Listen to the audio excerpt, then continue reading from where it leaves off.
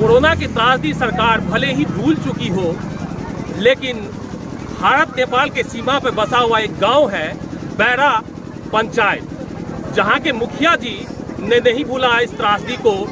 पूरे कोरोना के दौरान ऑक्सीजन का सिलेंडर बांटते बांटते उनकी रगों में जो स्वास्थ्य व्यवस्था चरमराई हुई है इतनी बस गई कि सबसे पहले यदि मुखिया चुनाव वो जीते तो उन्होंने जो वादा किया था कि पंचायत को एम्बुलेंस देंगे, वो वादा बरकरार रखा और आज 26 जनवरी को अपने निजी फंड से एम्बुलेंस दिया। क्यों लगता है कि सरकार की जो स्वास्थ्य व्यवस्था है वो बेकार है?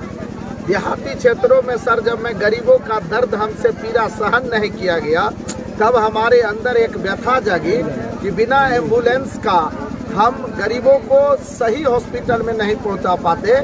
जो गरीब है, जिस तरह से स्वास्थ्य व्यवस्था पर एक माफियाओं का वर्चस्व हो गया है, लोग यहाँ से उठाते हैं और सीधे ले जाते हैं अपने मन मुताबिक हॉस्पिटल में, और वो रास्ते में अगर दम तोड़ दिए तो वह पूरी की पूरी व्यवस्था को ढोंग बकता के, और इस तरह से सारी व्यवस्था बिहार सरकार की चौपट है।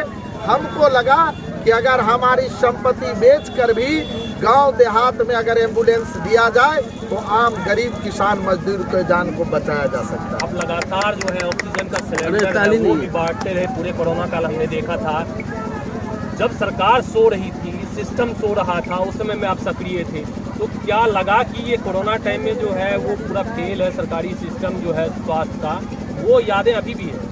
पत्रकार महोदय, मैं आपसे हमारी बात भी हुई थी उस समय में, ऐसा लग रहा था कि हमारे परिवार के लोग भी हमें छोड़ दिए। हमारे लिए अलग से रूम रखा गया था कि ये भी कहीं पॉजिटिव ना हो जाए, लेकिन और कई जो हमारे अपने शुभचिंतक थे वो कह रहे थे कि ये क्या कर रहे हैं मुखिया जी। लेकिन गरीबों का वह दर्द हमें याद है कि हमने सैकड़ों लोगों को उस ऑक्सीजन के माध्यम से उनको बचाने का काम किया।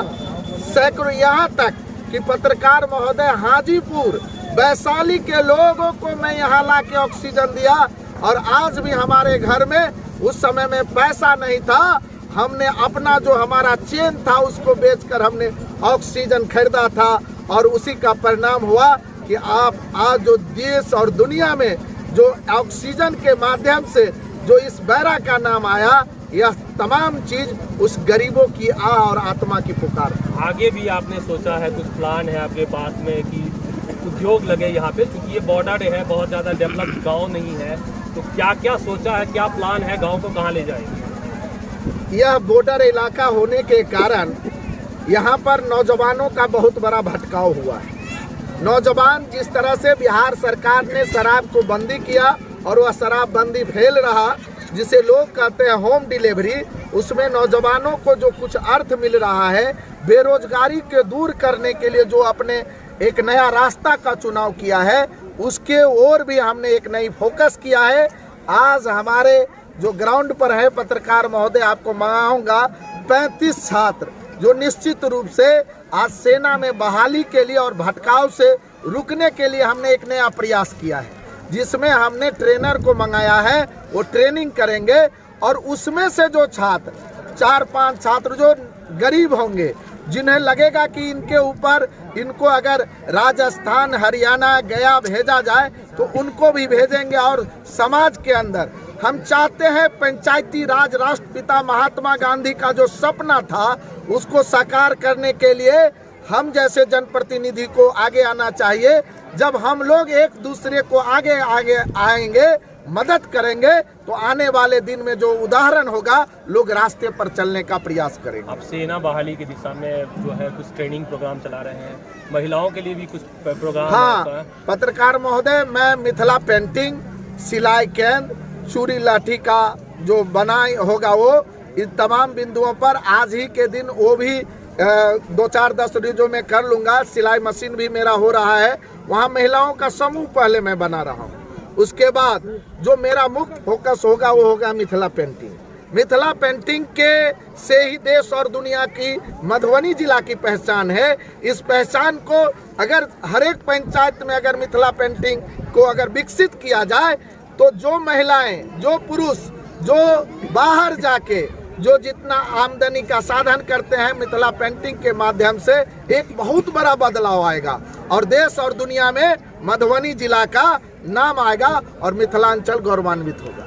एक बहुत बड़ा प्रयास जो एक छोटे से गांव से हो रहा है, जो नेपाल के एकदम सीमा पे है स्थित है। महज 2 किलोमीटर यहाँ से नेपाल का बॉर्डर है, जहाँ से शुरुआत हुई स्वास्थ्य व्यवस्था को ठीक करने का, जहाँ से शुरुआत हो रही है रोजगार का, जहाँ से शुरुआत हो रही है नौजवानों को मुख्य धारा से जोड़ने का।